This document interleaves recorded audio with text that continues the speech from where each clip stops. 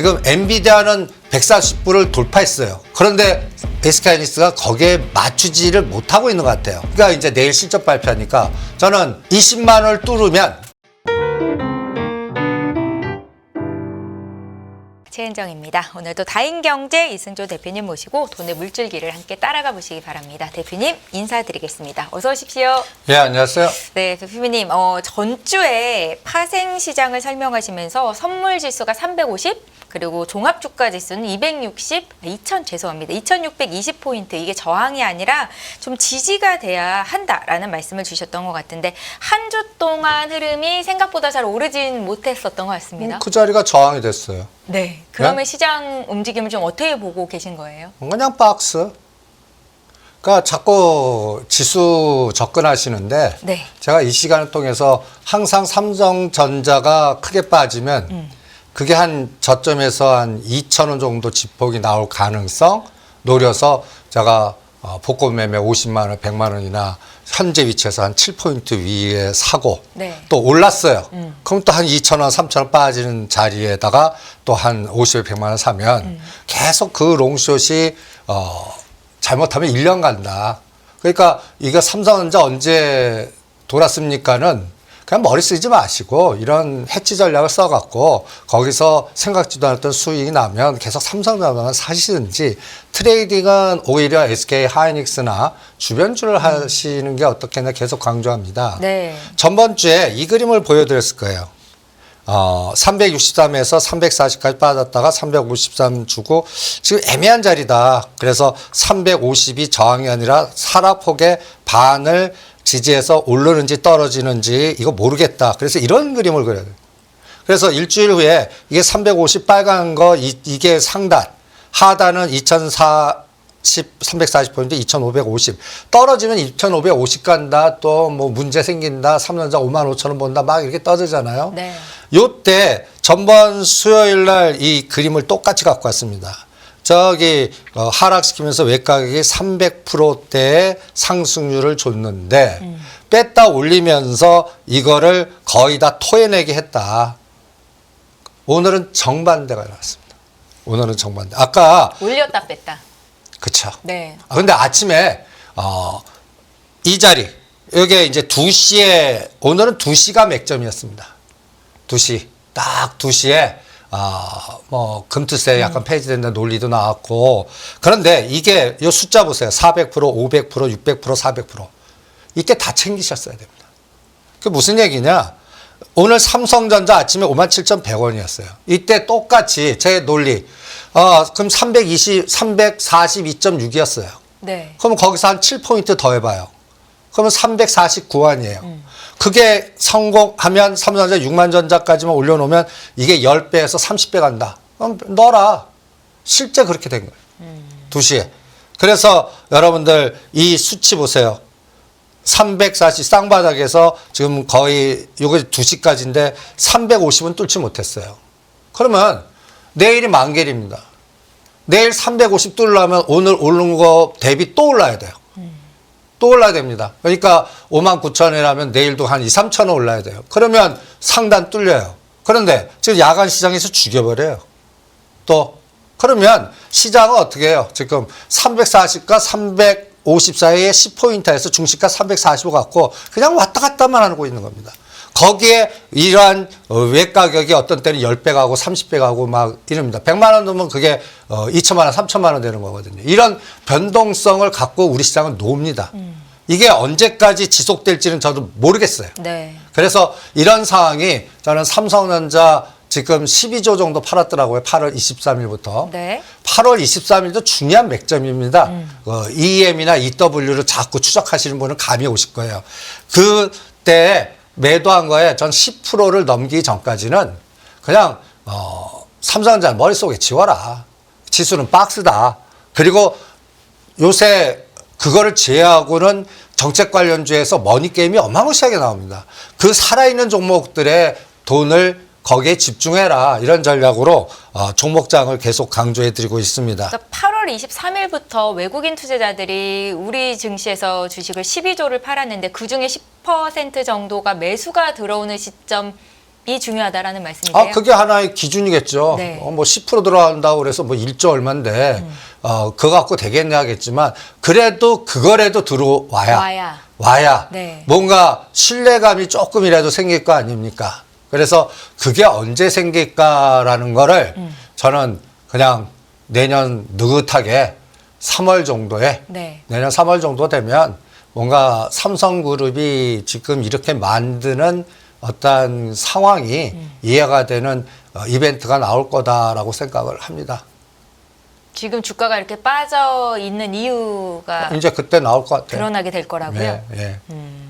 그러면 오늘 외국인들이 일단 매도로 잡히긴 했습니다. 삼성전자를 팔았는데 주가 자체는 대반등을 줬잖아요. 연속성에 대해서는 아직 매도잖아요. 네. 연속 3일에도 매수 좀 하자 이거죠. 네. 그래서 저는 이게 그 반도체 요새 삼성전자 분석 보고서 보면 우리나라 망하는 것 같이 쓰더라고요. 네? 삼성전자 보면 끝났다, 뭐 했다. 저는 그런 거 다 무시하라고 합니다. 네. 연예인 걱정, 삼성전자 걱정 왜 해요? 저는 오히려 2024년 2월 6일 기억나세요? 6월 2일이요? 2월 6일. 2월 6일? 네, 저하고 방송했는데 네. 그때 이재용 회장이 무죄 선고가 나왔어요. 그래서 그때 제가 그냥 이 그림만 보여드릴게요. 네. 이 그림. 많은 시청자분들이 삼성전자 뭐 연예인 걱정하는 거랑 같다라는 말씀을 듣고 나서 이렇게 말씀을 하시더라고요. 그게 아니라 제 계좌를 걱정하는 겁니다. 근데 그럼 계좌 걱정을 하지 말라는 말씀이신 예, 거잖아요. 가장 그냥 때 되면 네. 언젠간 또 8만 원, 9만 원에 사게끔 여러분들을 눈에 헛개다 콩값을 쓰게 하고 만들 겁니다. 그러면 제가 그 시나리오를 MSCI 관찰 지수 들어가는 시나리오 여러분들 계속 모아놓으시면 간단해서 관찰 지수에서 선지국 지수 들어가면 한 100조 들어옵니다. 그냥 수치상으로 100조 들어와요. 네. 그때나 걱정하시죠. 그러니까 그때가 언제냐? 빠르면 2026년 말입니다. 그 순서대로 가고 있어요. 그러니까 내년 3월이라고 치는 거는 공매도 일단 풀어야 돼요. 그리고 야간 시장 풀어야 돼요. 그리고 제가 이 뉴스 나올 때, 그러니까 분석하지 마시고 제가 이재용 회장으로 빙의하시죠. 그럼 이재용 회장이 지금 각종에서 그냥 뭐랄까 공격을 받고 있지 않겠습니까? 네. 뭐 관리도 못하고 뭐 여러 가지 치기도 놓쳤고 우리나라 그냥 그런데 저는 이럴 때 대주주의 탐욕을 봅니다. 저는 이재용 회장은 지금 신나 있을 겁니다. 이제 숙제를 하나 풀 거예요. 이때 제가 이재용 회장님 이제 무죄됐네. 그러면 이제 법률 리스크만 제외하면 이제 업무상 이게 이제 여기서 가장 중요한 게 제일모직 삼성물산, 삼바, 분식회계 이런 상황의 에너지예요. 이때 여러분들 제가 삼성금융지주 만드는지 보시죠. 이 시나리오를 얘기해 드렸어요. 네. 이때 이제 수건이 삼성물산이 갖고 있는 삼성바이오로직스하고 삼성생명이 지금 제조인 삼성전자를 갖고 있단 말이에요.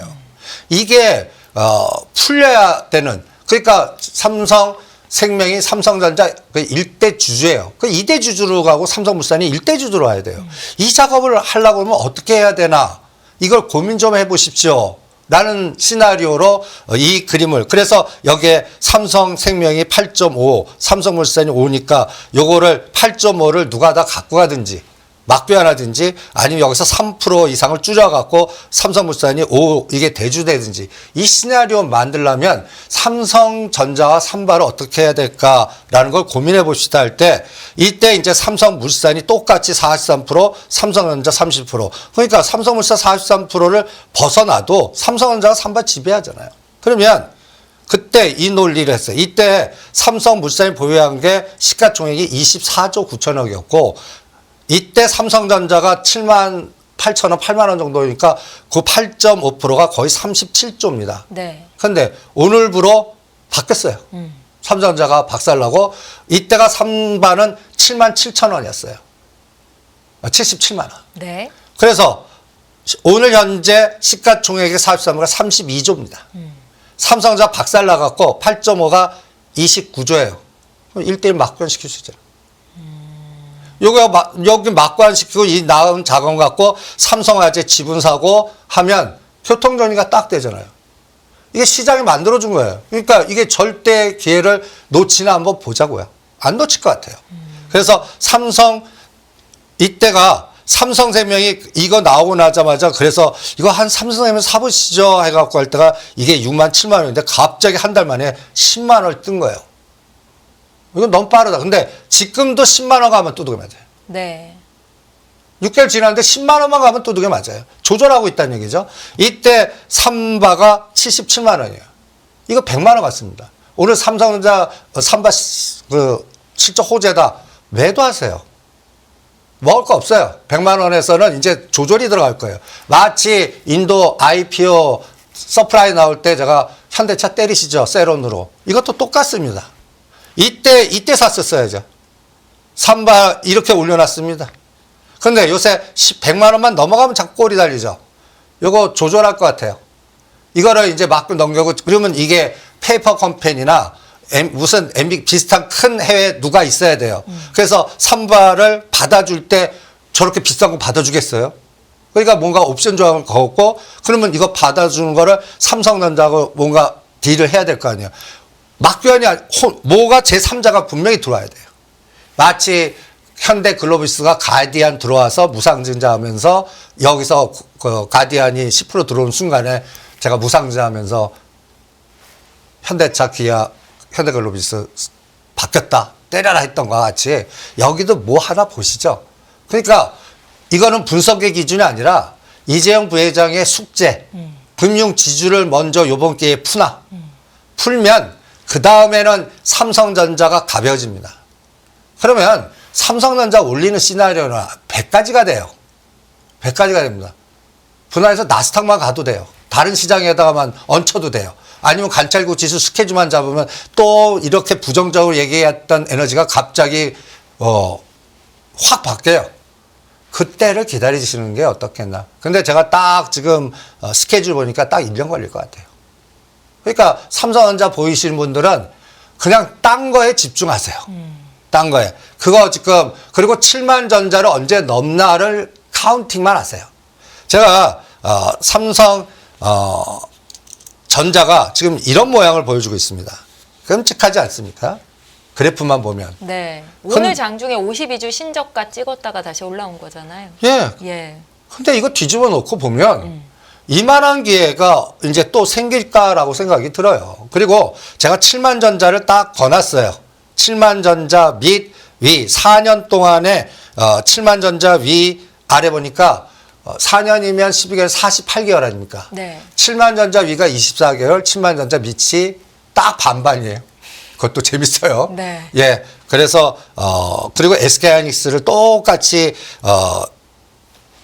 요게 12만 원이더라고요. 근데 SK하이닉스는 다른 모양 아닙니까? 그러니까 지금 엔비디아는 140불을 돌파했어요.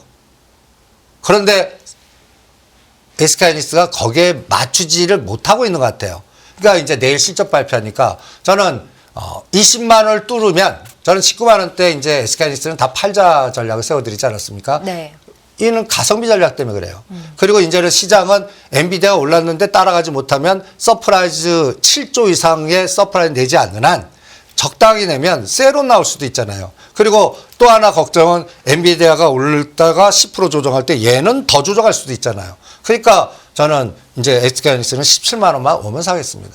그리고 19만 원, 20만 원은 때리고 트레이딩 하면서 언제 20만 원이 저항해를 지지가 되는 끌개가 뭐가 나오냐를 오히려 한미반도체나 HPSP 갖고 보겠습니다.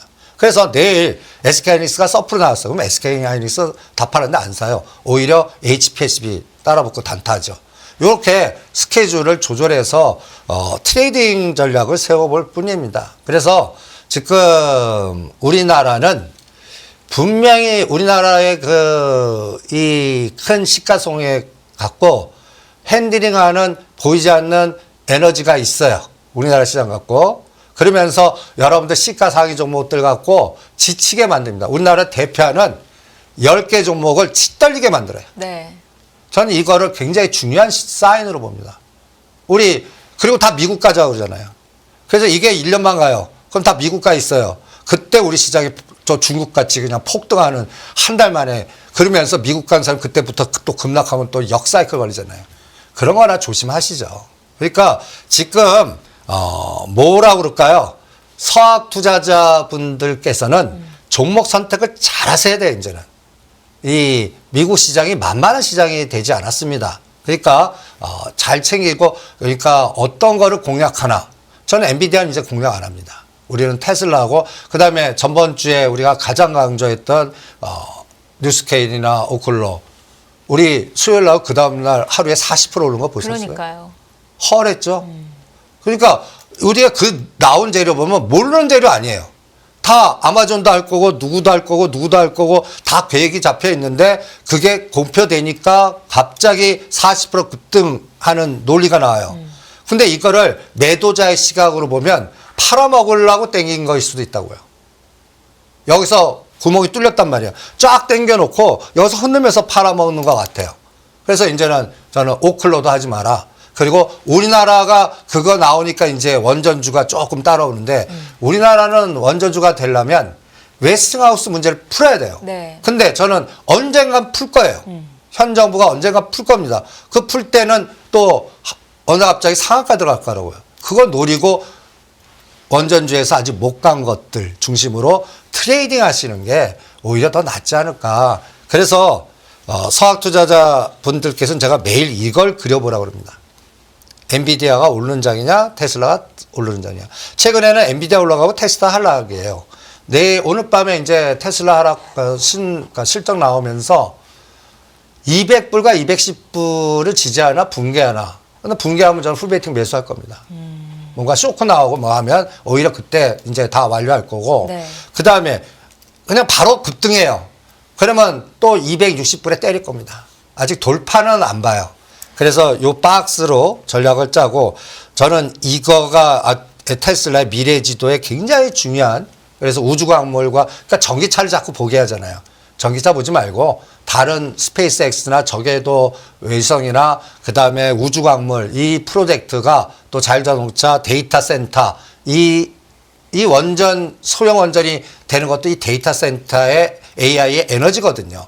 그러니까 이런 것들이 앞으로 미래를 어떻게 바뀌나. 그래서 엔비디아는 이렇게 고점을 뚫고 갑니다. 테슬라는 지금 120선에 있어요. 저는 요게 앞으로 스위칭 되나 볼 거예요. 올려놓고 뺄 때 요거 뺐다 올리나.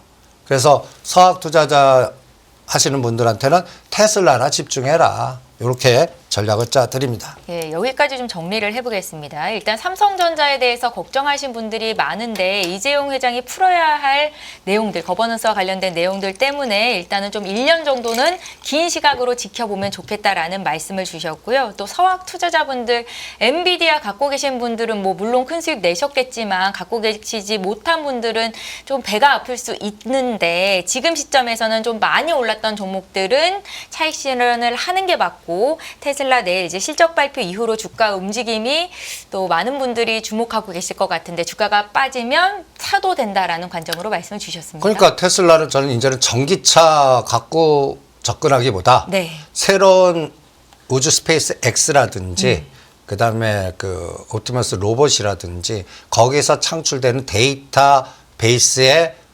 비즈니스를 네. 새로운 성장 모델로 가갖고 그럼 이건 우리나라는 어떻게 해야 되냐면요. 갖다 해서 데이터 센터나 그다음에 우리나라는 또 좀 늦으니까 우리나라는 그냥 원전, 우주항공, 그다음에 저궤도 위성 뭐 이런 걸로 풀어가갖고 순환 전략을 이용하시는 게 네. 그럼 테슬라는 저는 200불과 260불 박스가 계속될 것 같거든요.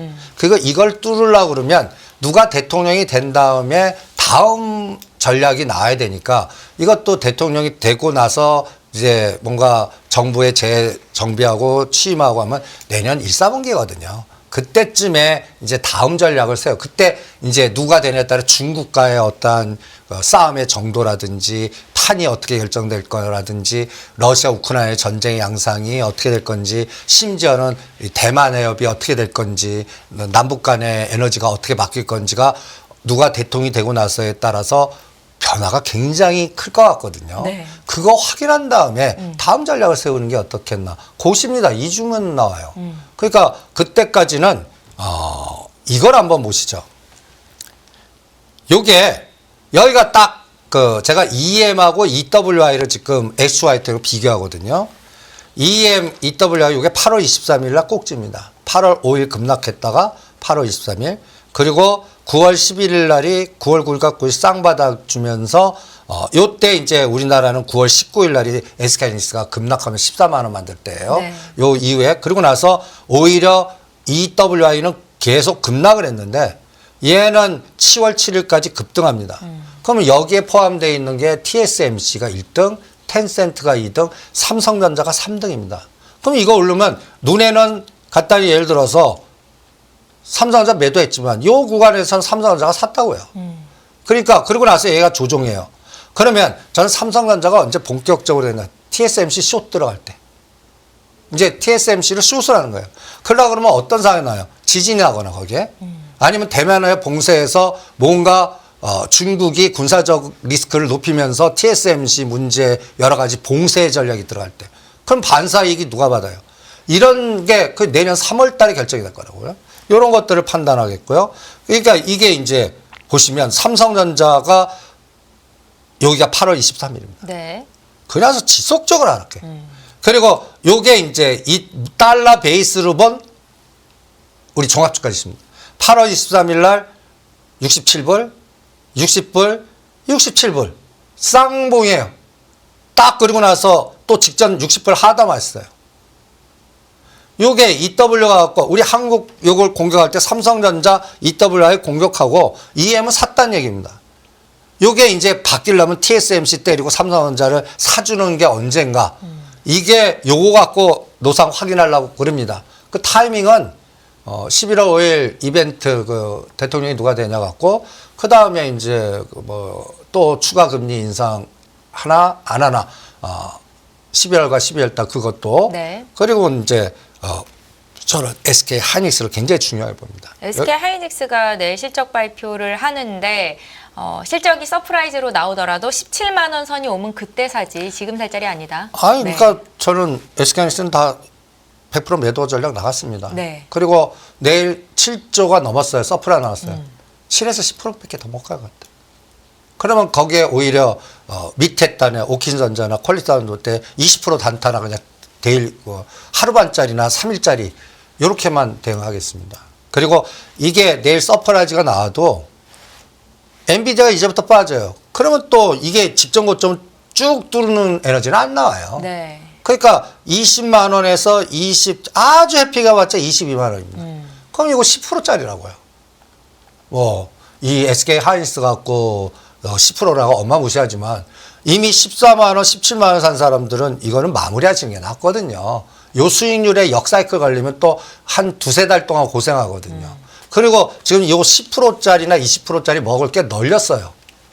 오히려 30, 50%짜리 지금 널린 시장입니다. 네. 그런 거나 집중하시는 게 어떻겠나. 그래서 이제 수급은 빼고요. 오히려 한미반도체하고 HPSP가 풀리나 보는 게 나아요. 그러니까 내일 서프라이즈가 나왔어요. 근데 한미반도체가 못 가는 거예요. 그러면 이게 어떤 논리가 작동한다는 얘기예요. 이게 중요한 것 같아요. SK하이닉스는 치고 나가는데 꼬리 달리는데 한미반도체나 HPSB, SK하이닉스 그동안 밸류체인을 와 했던 것들이 못 가요.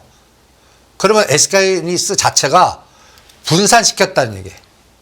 니네만 다 주는 게 아니라 그러면 이제 한화 정밀이 지금 안 됐다고 그러는데 거기서도 가능성이 높아지고 오히려 한미반도체가 못 갔다 그럴 때 나는 한미정밀 하나 인더스트리 이거 보겠어요. 이렇게 매매 스킬을 네. 딱 잡아갖고 트레이딩하는 장이지 어떤 상황이 나왔을 때 앞으로 이게 어떻게 됐더니까 어떻게 하겠습니까? 이렇게 미리 생각하면 역사이클 걸려요. 그러니까 이미 SK 하이닉스는 저는 매도 전략을 19만 원대에서는 안 합니다. 그리고 그게 서프라이 나올 때 추가 랠리 나올 때 그거에 두세 배 갈 수 있는 단타는 뭐가 있을까? 요걸 노리는 전략을 시나리오로 짜갖고 내일 접근하시는 게 어떻겠나. 그리고 내일 쇼크 나왔어요. 네. 근데 딱 보니까 엔비디아가 급락했어요. 그럼 17만 원까지 기다리자고요. 요렇게 하단 상단을 딱 정해갖고 전략을 짜시는 게 나을 것 같습니다. 네, 미리 시나리오를 짜놓고 대응을 하는 게 좋겠다라는 말씀이십니다. 저희 이제 또 하나 좀 걱정하고 있는 이슈 중에 하나인데요. 국제정세상 러시아, 북한 파병설 이거입니다. 어떻게 판단을 하시는지. 우리나라의 지정학적인 리스크가 불거지면서 외국인들이 돌아오지 않는 거다라고 해석하시는 분들도 있더라고요. 뭐 그거야 환율 부분이 안정될 때까지는 그러겠죠. 네. 그런데 삼성전자가 매수 들어오면 또 바로 바뀔 겁니다. 그런데 지정학적 리스크는 더 커질 겁니다. 네. 지금 뭐 저는 오히려 어떤 걸 걱정하면 미국이 공식 인정하지 좀 마라. 이게 이제 이 품문을 쓰잖아요. 미국 파병서 신중령 한국을 못 믿는 게 아니라 이거 시간 조절하고 있거든요. 그리고 대통령이 누가 되냐에 따라 또 이게 정책이 바뀔 테니까 만약에 미국이 그 러시아에 북한이 파병됐다는 걸 공식 인정하는 순간에 네. 우리나라도 파병은 군인 인적 자원은 안 되지만 병참이나 무기나 이런 것들은 대리전으로 확산되게끔 미국이 요구할 겁니다. 쟤네들 가만 안 둬요. 그러면 유럽도 이제는 우크라이나 파병 얘기가 나올 거고 우리나라도 요구를 할 거예요. 무기를 뭐 어느 정도 갖다 대라든지. 그러면 이게 우크라이나가 남북한 대리전쟁 지역이 돼버리는 거예요. 네. 이게 안 봐도 비디오로 가는 겁니다. 이거 하루아침에 끝나는 게 아니에요. 그러니까 언론에 보지 말고 지금 징후는 우크라이나에 여러 가지 그 나오는 데이터들이 나온 거 인공지도 떠 있고 그러면 저는 이렇게 생각해요. 이게 돈입니다. 팔로우 더 머니. 그러면 대충 그 북한군이 유럽 그 러시아에 그 파견됐을 때 제가 대충 예측해 그 고급 용병들은 500만 원 이상 받거든요. 한 300만 원 받을 것 같아요. 300만 원. 그러면 300만 원에서 국가가 거의 70% 이상 뜯어갈 겁니다. 네? 그리고 30%에도 100만 원이에요. 그러면 그 100만 원이라는 게 너도 나도 가는 수치입니다. 북한의 그 월급 수준을 이렇게 딱 보면. 그러면 이게 갖다 해서 인력 수출이에요. 인력 수출이라고요. 이 에너지는 더 확산되면 확산됐지 줄어들지 않을 겁니다. 네. 그러니까 이 과정이 그래서 제가 계속 그 우크라이나 쪽의 지뢰 제거라든지 이 드론 관련주들이 저는 굉장히 추세가 이제 드론 관련주에 집중하시는 게 나아요. 드론. 이제 드론이 여러 가지로 쓰일 거고 이게 드론이 이제 무기로 먼저 확산되고 우리 정부도 드론 갖고 먼저 시도를 하는 것 같아요. 그리고 이미 뭐 포라든지 전차라든지 이런 거는 주변에 폴란드나 뭐 이렇게 해서 우리가 수출을 했지 않았습니까? 그러니까 여기서는 주변이 이것 때문에 무장화를 얼마나 속도로 빨리 하나. 그러니까 폴란드뿐만 아니라 체코나 뭐 여러 가지 이런 것들이 얼마나 확산되나. 그리고 이번에 이제 이걸 공식 인정하는 순간에 나토 파병설이 형성이 되나. 이거는 저는 다 모두 내년 3월로 잡고 있습니다.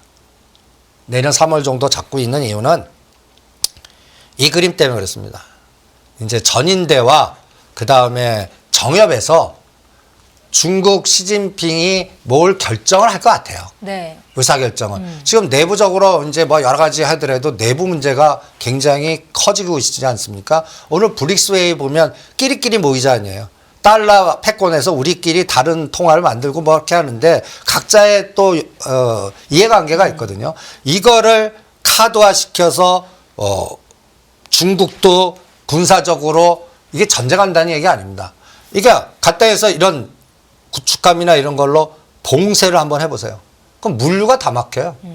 그러니까 이런 상황이 내년 3월에 나오면 이 갖다 해서 다이아몬드 전략이라든지 그 다음에 우리 그 호주, 그 다음에 인도 태평양 요쪽에 그 군사적인 배치라든지 이런 것들이 미사일 군함 이런 것들이 확 바뀔 겁니다. 그리고 북한과 러시아의 이 군사 동맹이 굉장히 치명적인 것 같아요. 저는.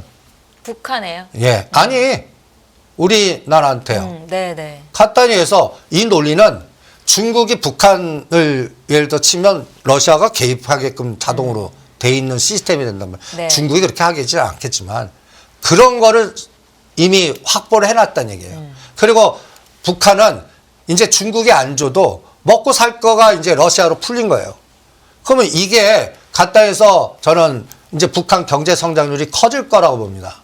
굉장히 힘들고 요번에 뭐 문제가 심각했는데 이번에 이 러시아 그 인력 수출이나 무기 수출을 통해서 갔다니에서 우리 60년대인가 그 월남 파병 이 경제 에너지가 이제 북한은 들어오는 것 같아요. 그러면 이제는 얘네들 먹고 산다고요. 이 에너지가 뭐 어느 정도 또 우리 남북 간의 갈등 구조로 심화시키는지 이것도 또 우리는 또 고민을 해야 될 것 같거든요. 그래서 2025년도 군사적 갈등은 더 확산되지 줄어들지 않을 것 같습니다. 네. 그래서 그쪽 관련된 종목들은 이제 시작이다. 그러니까 이미 이제 폴란드 주변에 갔던 위에 있는 하나 현대로템이나 하나 에어로스페이스 이거는 이제 갈 만큼 갔고 네. 이제 빅텍, 스페코, 퍼스텍, 휴니드 요새 퍼스텍이 2,000원짜리 갑자기 3천 급등을 하거든요. 그런 것들이 이제 키 맞추기로 급등하는 이런 게 내년도까지 계속될 것 같아요. 그러니까 트레이딩은 거기서 찾아내는 게 더 나을 것 같고 그다음에 테슬라가 우주항공 가려면 아직까지 인공위성 관련주가 치고 나가지 않았어요.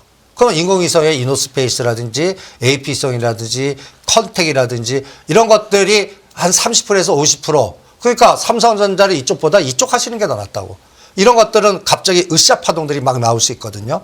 그런 종목 찾기를 전략화시키는 게 지금 장에 뭐라 그럴까요? 효과적인 흐름이 아닌가. 그래서 삼성전자 물린 거를 자꾸 물타거나 이러지 마시고 예를 들어서 뭐 방산주의 저가주나 우주항공주나 이런 거를 삼성전자 원돈 사지 말고 이런 걸 사서 파생을 못하면 수익금 갖고 상승하는 거예요.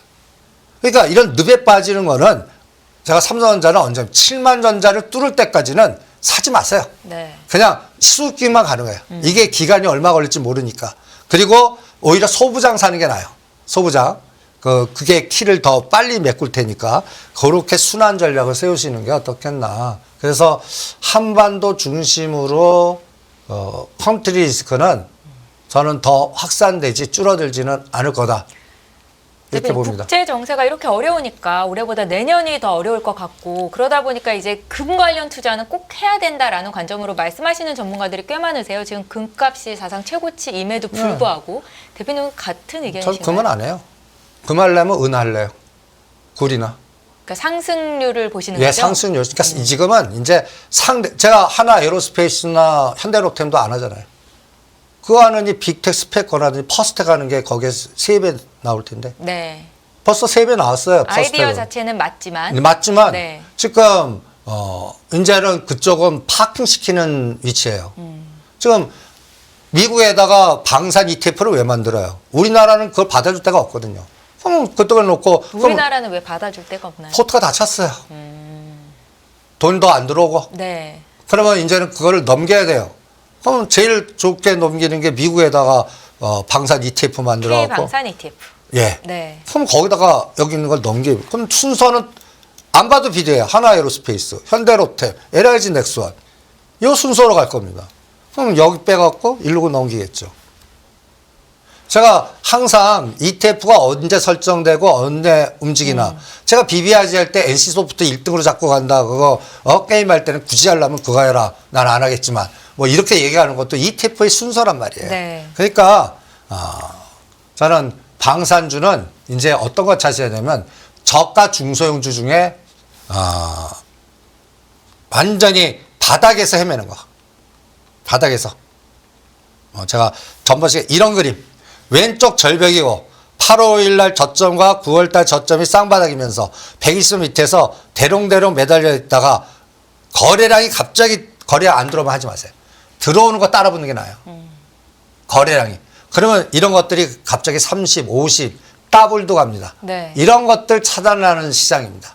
그러니까 이런 종목 패턴, 이걸 패턴 알고리즘이라고 그러거든요. 이런 것들을 찾아내시는 게 더 나을 것 같아요.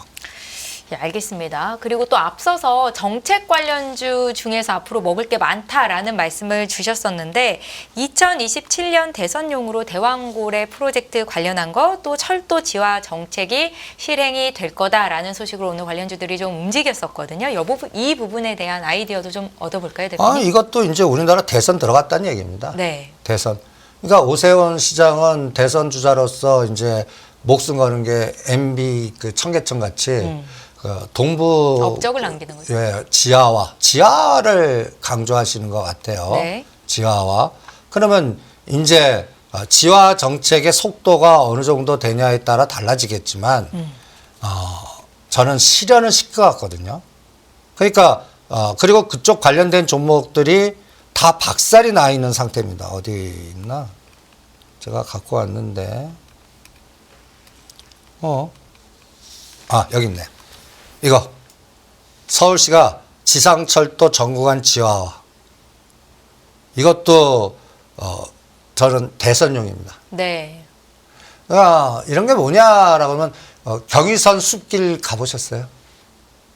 거기 경의선 옛날 공덕동 이렇게 해서 쫙 해갖고 걷기 좋아요. 네. 저 거기 같이 이 철도 라인을 지상을 뭐 다 지화시거나 공원으로 만들어 갖고 뭔가 그 선로 부지가 거의 37만 평을 녹지 역사 부지 복합 개발을 하면서 뭔가 삶의 질을 높이는 어떤 아이디어를 계속 할 거거든요. 여기에 연결되는 종목들이 오늘 움직인 거라고 보시면 됩니다.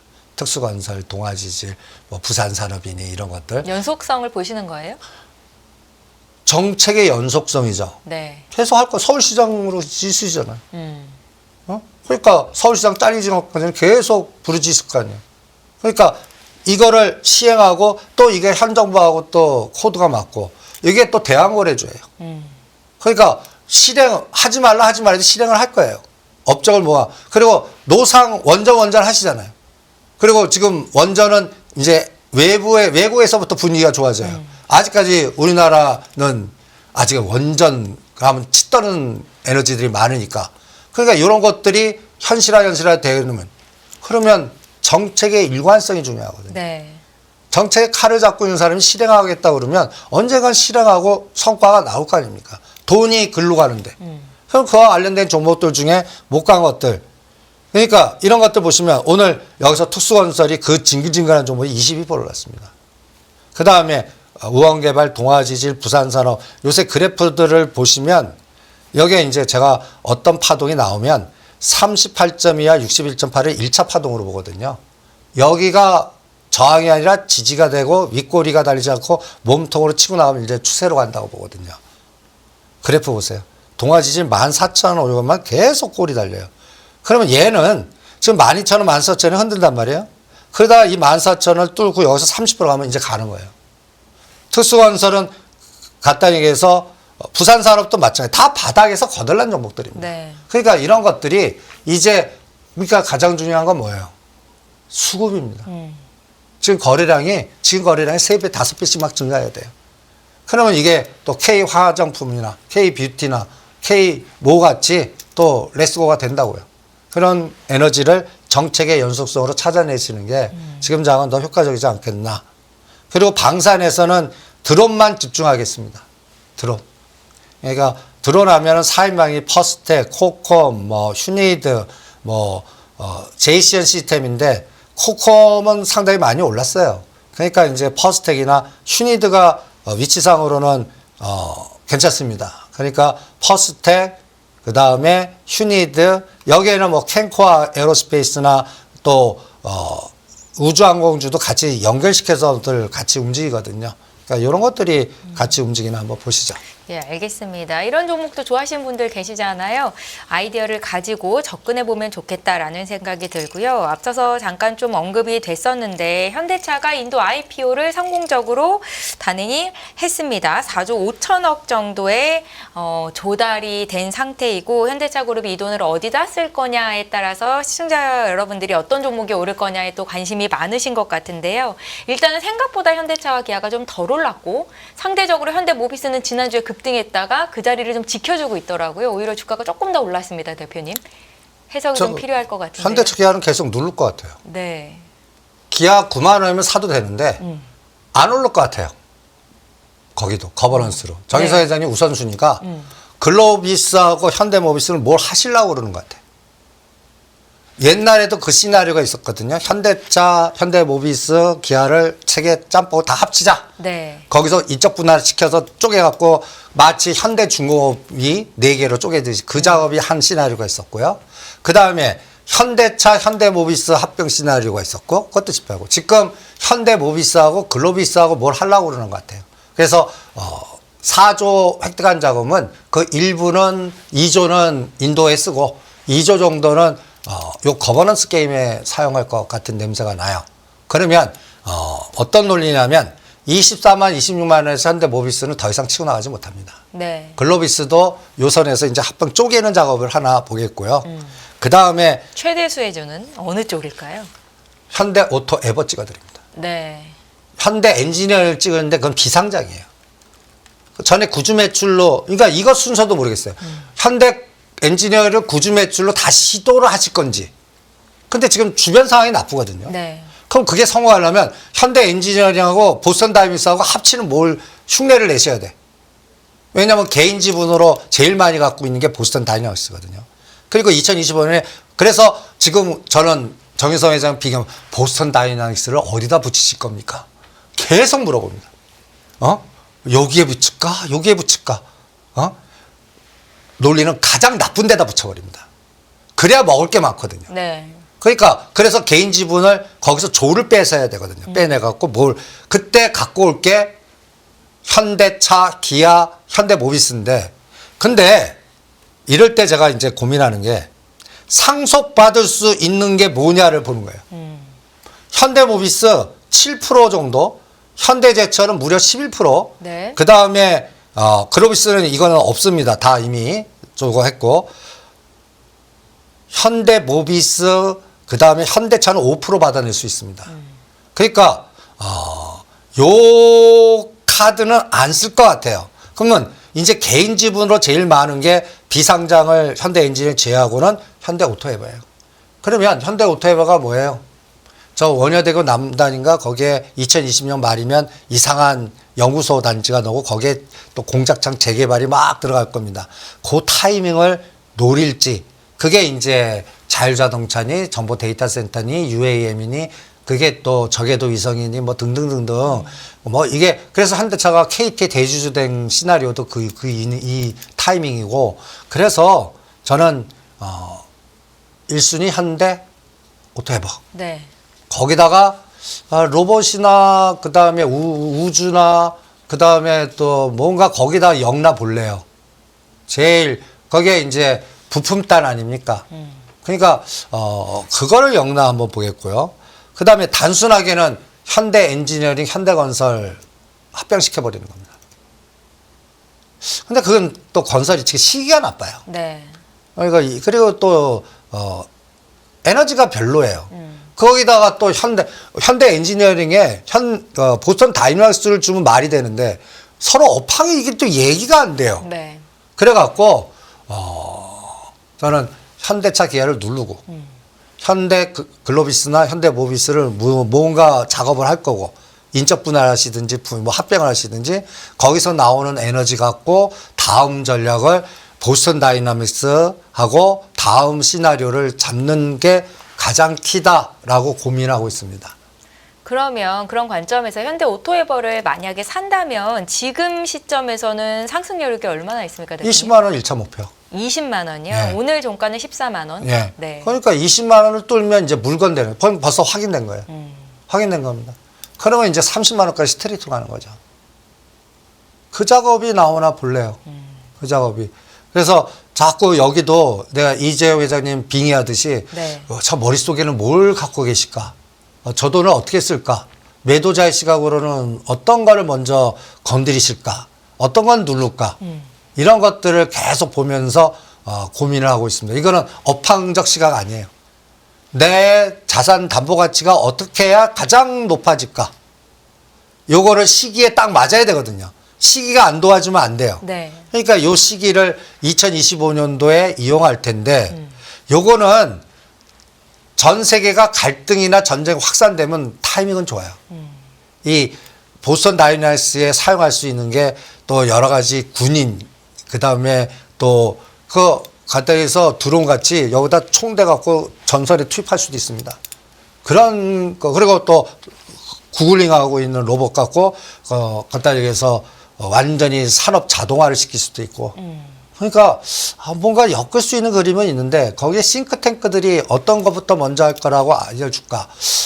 저는 오히려 로봇하고 보선 다음에 연결고리, 그 다음에 산업 자동화, 미국 들어가는 거, 그리고 지금 개인적으로 제일 많이 지분 있는 게 보선 다이너스 개인 돈으로 집어넣으셨거든요. 그리고 거기에 대주주들이 현대글로비스, 현대모비스, 현대차예요. 그러니까 요거를 제일 먼저 할 거고 이걸 어디다 엮을까가 저는 현대오토원 이렇게 잡겠습니다. 로봇은 군사적 목적으로 충분히 사용할 수 있는 거니까요. 시기가 딱 맞을 것 같고 그걸 네. 또 그 앨런 머스크가 또 난리치면서 도와줄 것 같아요. 내년도나 내후년도 되면 앨런 머스크는 달나라 기지에서 광물 채취하겠다고 떠들 테니까 그때 테슬라는 전 못 가도 400불은 간다라고 보거든요. 우주 광물이라는 게 여러분들 이 발사체를 회수했다는 얘기는 엄청난 혁신입니다. 그러니까 다른 애들은 조 단위를 잃어버리는 거를 계속 재활용실 수 있고 네. 그 다음에 당장 그 사람을 보내지 않고 옵티머스 이 간단하게 해서 에너지를 해서 기지 만들어 갖고 가면 가장 피멍드는 게 중국 휘토류. 다 특수광물들이 널려 있거든요. 이 에너지가 얼마나 혁신을 이루겠어요. 이 부분이 저는 전기차 보고 막 뭐 배터리 뭐 보고 우리가 또 지금은 테슬라 얘기하니까 시점은 또 4680 배터리가 누구 있는가 이거 찾자 그러잖아요. 그 단기적인 이것도 트럼프 되면 올랐다 빠질 거 아닙니까? 그래서 제가 에코프로 9만 원에 잘 팔았죠. 이번에 7만 6천 원, 7천 원. 여기서는 반 좀 사보라 그래요. 더 빠지면 다 사자 그러고 또 9만 원면 때릴래요. 여전히 그냥 박스밖에 안 벌래요. 그러니까 오늘 2차 전지 오르는 것도 내일 테슬라가 또 4680 뭐 여러 가지 하면 그것도 재료 단타 2, 3일치기는 하시죠. 추세는 아닌 것 같아요. 그러다가 트럼프 되면 완전히 또 역사이클 그대로 빠질 테니까. 그러면 저는 이 미래 성장성은 로봇, 전쟁, 무기, 우주 비즈니스. 이제 남은 게 그쪽입니다. 그러니까 그런 거를 더 집중하시는 게 어떻겠나 이렇게 생각을 합니다. 오늘 미국 시장에서 테슬라 실적 발표가 있을 텐데 국내 증시 대응 전략까지 지금 함께 좀 말씀을 해주신 겁니다. 자, 원전주를 조금만 더 자세히 보겠습니다. 미국 소형 원전주가 대단히 많이 급등을 한 주 동안 했습니다. 마치 미국장에서 어떤 그럼 매매하시는 분들이 굉장히 싸움을 하는 것 같은 그런 모습도 뭐 연출이 된 것 같다라는 생각도 들었고요. 국내 원전주도 이제 서서히 움직이게 되는 거죠. 그죠. 웨스팅하우스 문제 풀릴 때까지요. 풀릴 때까지. 네. 언제 풀릴지는 모르겠지만 풀리는 순간에 이런 그림을 보실 거예요. 뉴스케일이 전번 주 수요일 날 이제 13불입니다. 네. 그 다음에 오클러가 더 나을 것 같습니다 해서 이제 오클러. 이게 그 다음날 이렇게 로켓포 40%. 그러면서 이제 윗골이 달리고 있는 거예요. 우리가 뉴스케일을 처음 시작할 때가 2불이었습니다. 맞아요. 템버거 나오는지 보자. 딱 템버거 나왔어요. 이제 욕심 부리지 마시자고요. 그러면 이 뉴스케일의 대주주가 누굽니까? 두산이에요, 두산. 네. 그럼 두산 인프라 에너빌리티 하는 게 낫다고요. 그러니까 그리고 한전 기술하고 근데 이제 저는 여기 보세요. 한전 KPS는 여기 7월 18일이 체코 원전 수주한 날인데 거의 다 메꿔요. 여기는 수리 보완이에요. 그러니까 수리 보완 이거는 먼저 간 거예요. 네. 신설 개발은 아직 못 갔어요. 건설이나. 이거는 갖다 얘기해서 DLENC, 현대건설, 한전기술은 건설 쪽이에요. 먼저. 이게 가려면 웨스팅하우스나 풀려야 돼요. 그러니까 아직은 안 풀리고 있다는 얘기입니다. 그리고 최근에 가장 많이 판 거하고 제가 이거 파도 전번 시간에 우진엔텍 낙폭 과다입니다. 요거 사고 팔아서 떨어진 거에 반 32,000원까지 가나 보죠 한 게 전번 시나리오 전략 아닙니까? 네. 얘가 이렇게 파도를 타고 있습니다. 거래량도 좀 의미 있게 들어왔나요? 아직은 아니에요. 아직은 아니에요. 네, 아직은 아니에요. 그래서 우진엔텍, 두산 에너빌리티 여기도 서전기전, 일진파워 저가주들 키 맞추기를 보겠습니다. 그리고 언제쯤 대장 한전기술이 갑자기 그 뉴스케일이나 네. 이런 같이 상한가를 치는 에너지가 나와야 돼요. 그럼 그거는 뭐 수주했다고 해서 안 나와요. 웨스팅하우스 문제가 풀렸습니다. 웨스팅하우스도 풀 수밖에 없을 거예요. 로얄티라도 받아내야 될 거 아니에요. 지네들이 건설할 수 있는 상황은 아니니까. 요거는 좀 트럼프 대통령이 되면 빨리 서로 계약을 하지 않을까 이런 생각만 갖고 있습니다. 트럼프 전 대통령이 되지 않는다면요? 그럼 좀 늦어질 것 같기도 하고. 왜냐하면 그래서 또 신재생이잖아요. 네. 예.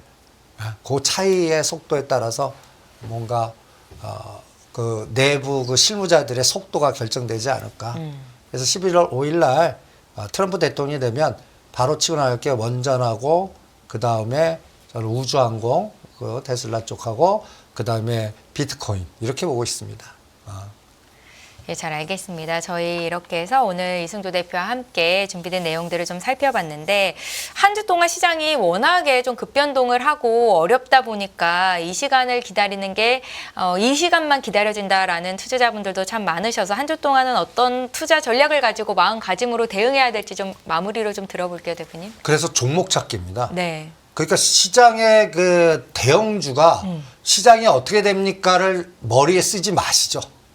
그걸 먼저 벗어나는 게 중요해요. 네. 그리고 나서 아까 바닥 패턴에서 정책 연골고리 중에 수급 들어오는 거를 샘플링 미리 해갖고 그 종목을 연구해서 단추 누르는 훈련을 하셔야 돼. 금액을 딱 정해놓고. 그리고 나서 이게 30에서 50 가면 따라가는 게 아니라 그때 단타로만 때리셔야 돼요. 그리고 다른 종목으로 자꾸 바뀌시는 그런 매매 스킬을 훈련하시는 장이 집금장이에요. 그러니까 전체 매크로를 보지 마라.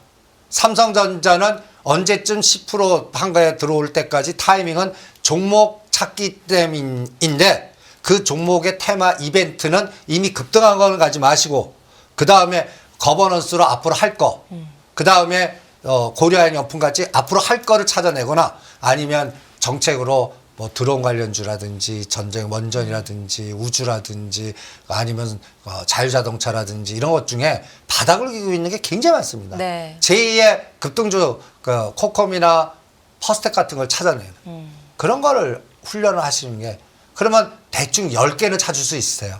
그게 그중에서 또 3개만 가요. 네. 그게 뽑기거든요. 그것도 어려워요. 그러니까 처음 미리 생각하고 쫙 뿌리지 마시고 수급 딱 들어와서 5%나 7%딱 치고 나갈 때 따라붙는 게 굉장히 중요한 장이에요. 그런 시장조사 샘플링을 계속 훈련을 하시는 게 어떻겠나 이렇게 진단해 드립니다. 대형주는 여전히 국내보다는 미국 쪽이 맞다라고 보시고요. 당연하죠. 대형주는 우리 삼성전자가 뭔가 벗어나기 전까지는 네. 대형주는 사학 투자자가 더 나실 겁니다. 네, 잘 알겠습니다. 여기까지 듣겠습니다. 지금까지 다인경제 이승조 대표와 함께했습니다. 잘 들었습니다.